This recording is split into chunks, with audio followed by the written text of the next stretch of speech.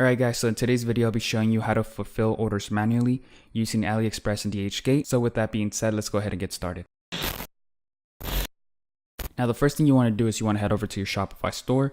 You guys will be under the all orders section. I'm going under the draft section just because I made these draft orders so I could show you guys. These are just examples. Obviously these aren't sales, or they aren't actual sales. Everything, the layout's going to look pretty similar with a few exceptions. For example, you won't see this and you won't see this right here. But besides that, everything should be pretty much the same. Now what you want to do is once you receive your actual order, you're going to head over to your all orders. You're going to copy this right here, or this is your main point. This is what you're most concerned with. This is what you should focus on. It should be this section right here. It gives you the name of the person, their address, their home address, and their location. And that's pretty much all you need. It's very simple. So what you want to do is you want to head over to whichever website you're using as your dropshipping website. You could either be using AliExpress or DHgate. So you head over to that website. For example, for this one, we're going to go with DHgate. So once you found your actual item that you're selling, what I recommend you do is, so you won't have to type it up every single time, just make an account, add it to your favorites, and then every time somebody buys something, you just go to your favorite section, you look for the product you selected. Let's say, for example, here, this person, quote unquote, bought one. So what you're gonna do is you're gonna, buy one set, buy it now, and you're gonna go to your cart. Oh, it's the wrong item, but whatever. You guys get the point. So you're gonna, add it to your cart. You're gonna proceed to checkout. Lets me check out, yeah. All right, then what you're gonna do here is you're gonna select the country. We're in the United States, or this person bought it from the United States. You're gonna copy their contact name. So you could either type it in manually or just copy and paste. It's honestly up to you guys. I just like copy and paste just because it's easier. Then you're going to also copy their address. And whatever city they're in.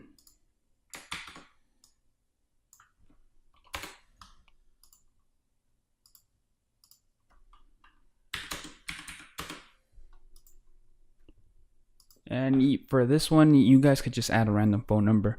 I would not recommend adding your own phone number, but if the person who places the order leaves a phone number, then go ahead and add that. But again, you guys don't really have to. They don't really contact anybody or anything. This is just if you guys want to. I don't know why they make it mandatory, but honestly, it never gets used, so you guys could just make your own. I'm just gonna make one. Then under the remarks section, you could just add a note saying, don't add shipping labels. Don't add shipping labels. Don't add invoice.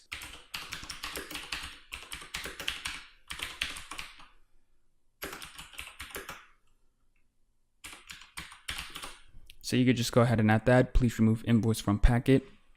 Place your order and you're good to go. You want to make sure you choose whichever one you want. DHL, EMS, TNT, UPS. Obviously go for the free one, 3 to 6 days.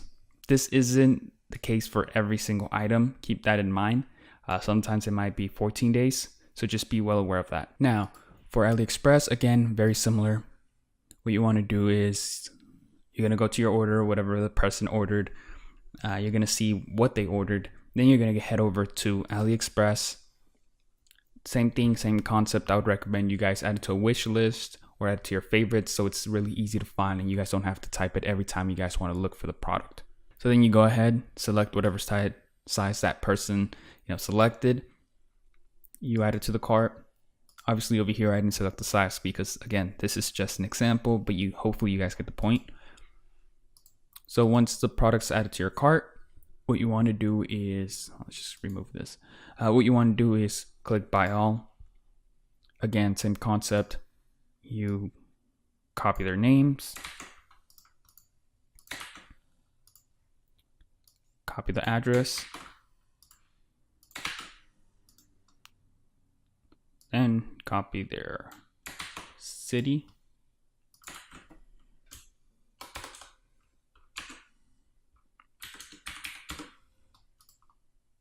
And then you could, again, just make up a phone number, whatever you guys want to make up. save and ship to this address. Oh crap, I'm at California.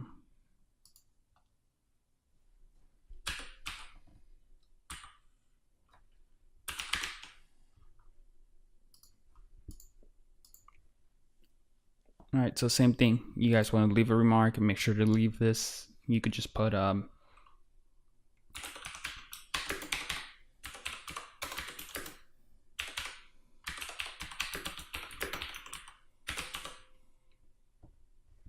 please remove invoice from packet or package or whatever you guys want, something along those lines, because you guys don't want the person to receive the actual product and it say $6.29 and that person paid $20. It's gonna throw them off. It's gonna have a negative impact on your business because they're probably either gonna give you a review or they're just gonna make sure they're they tell everybody that, okay, these people are screwing you over because look at, they only paid $6 and they sold to me for 20. Obviously that's what every store does, even for like actual retail stores do, but they don't show the actual price because it's just weird to show the actual price that you paid for and then they know the markup, they know how much you're profiting basically. So just keep that in mind. Again, this is, you don't have to do this every single time because there's some suppliers that actually don't even add an invoice because they're well aware of who they're selling to, but it's better safe than sorry. And it's honestly just up to you whether you want to or not. You could just ask your supplier, again, if you don't want to be typing this every single time, please remove invoice from packet. If you guys don't want to type that, what you guys could do is just contact that supplier and ask them if they put in an invoice in their packaging, and if they don't, then you guys don't have to type that in. You guys just place the order and you're good to go. Now another thing is, if you guys are doing this manually, it does take a lot of time, I'll tell you guys that. In the beginning, I would recommend you guys do it by yourselves.